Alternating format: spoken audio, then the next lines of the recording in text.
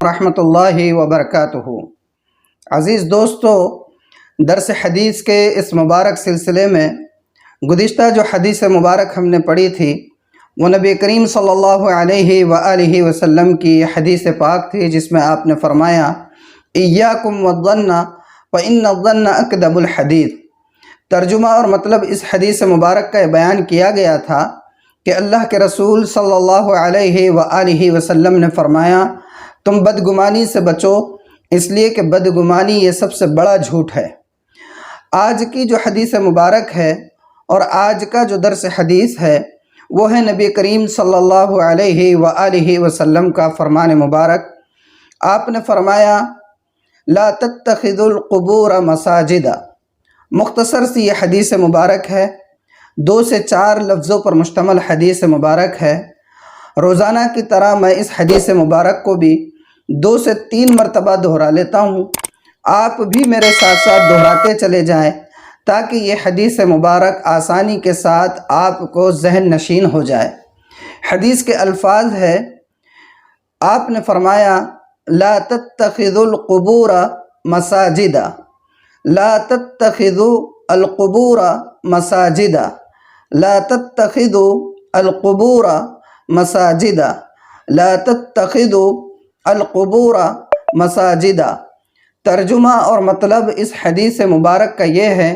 کہ آپ فرماتے ہیں کہ قبروں کو سجدہ گاہ نہ بناؤ، قبروں کو، مزاروں کو سجدہ گاہ نہ بناؤ، یعنی قبروں پر اور مزاروں پر سجدے نہ کیا کرو۔ عزیز دوستو،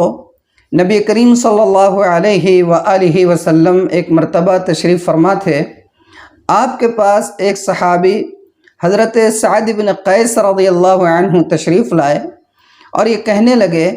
کہ اے اللہ کے رسول صلی اللہ علیہ وآلہ وسلم، میرا اکثر دور دراز کا سفر ہوتا رہتا ہے اور میں دیگر ملکوں میں، دیگر علاقوں میں جاتا رہتا ہوں، اور میں نے وہاں دیکھا ہے کہ وہاں کے لوگ اپنے بادشاہوں کو سجدہ کرتے ہیں۔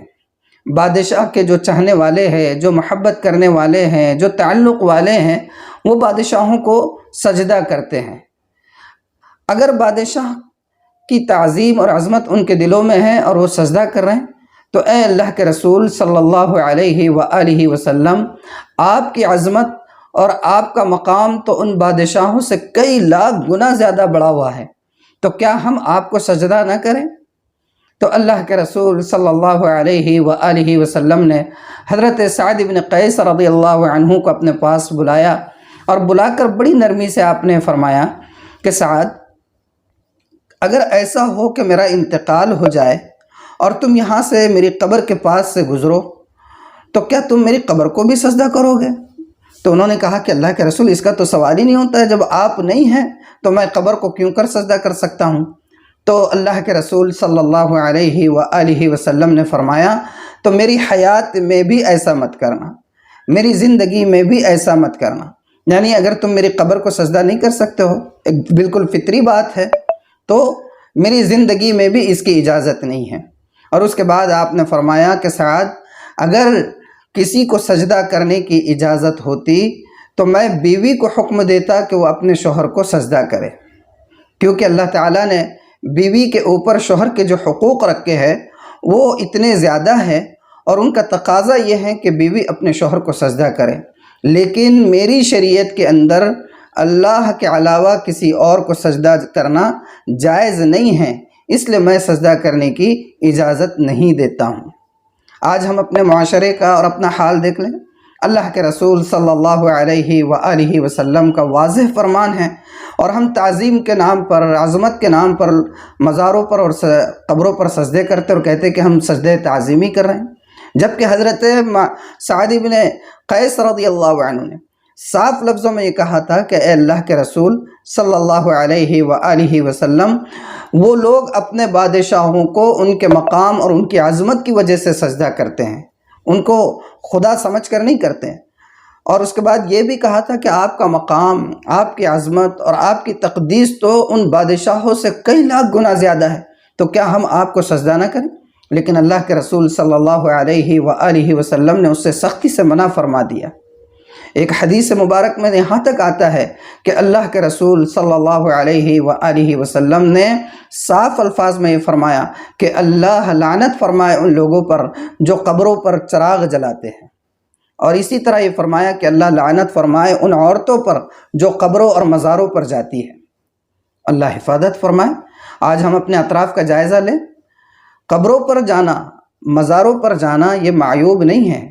بلکہ حکم ہے اس کا کہ آپ جنازے کے ساتھ جائیں۔ آپ ایسے بھی کبھی کبھار قبرستان چلے جائیں، وہاں جا کر آدمی کو قبرستان کی جو ویرانی ہوتی ہے اور وہاں کا جو ماحول ہوتا ہے اس کی وجہ سے انسان کو اپنی موت یاد آتی ہے، انسان کے اندر دنیا سے بے رغبتی پیدا ہوتی ہے۔ تو قبروں کو جانا چاہیے، اس سے انسان کے اندر فکر آخرت پیدا ہوتی ہے۔ لیکن منع جو کیا گیا ہے وہ قبروں کے اوپر جا کر سجدہ کرنے سے منع کیا گیا ہے، وہاں جا کر اس انداز سے دعا کرنے سے منع کیا گیا ہے کہ اگر کوئی دوسرا شخص اس شخص کو دعا کرتے ہوئے دیکھے تو وہ اس کو ایسا نہ لگے کہ یہ شخص قبر پر کھڑے ہو کر صاحب قبر سے کچھ مانگ رہا ہے، اس لیے کہ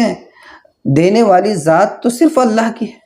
صاحب قبر کیا دے سکتا ہے؟ وہ تو خود ہی محتاج ہے ہماری طرف سے دعاؤں کے پہنچائے جانے کا، نیک اعمال کے پہنچائے جانے کا۔ وہ نہ کسی کو اولاد دے سکتا ہے، نہ کسی کو بیٹا دے سکتا ہے، نہ کسی کو بیٹی دے سکتا ہے، نہ کسی کے مسائل کو حل کر سکتا ہے۔ مسائل کو حل کرنے والی ذات کوئی ہے تو وہ صرف ایک اللہ وحدہ لا شریک لہ کی ہے۔ میرے عزیز دوستو، حدیث مبارک کی اتنی واضح تعلیمات کے بعد اب کیا گنجائش رہ جاتی ہے کہ ہم جو ہے کسی اور کے پاس، کسی قبر کے پاس جا کر یا کسی مزار پر جا کر وہاں سجدے کرنے والے بن جائیں اور ان سے دست سوال دراز کرنے والے بن جائیں؟ جن چیزوں سے اللہ کے رسول صلی اللہ علیہ وسلم نے منع فرمایا ہے ان سے رک جانا، یہی جو ہے ایک مسلمان کی شان ہوتی ہے۔ اللہ تعالی ہمیں سمجھ عطا فرمائے۔ والسلام علیکم ورحمۃ اللہ وبرکاتہ۔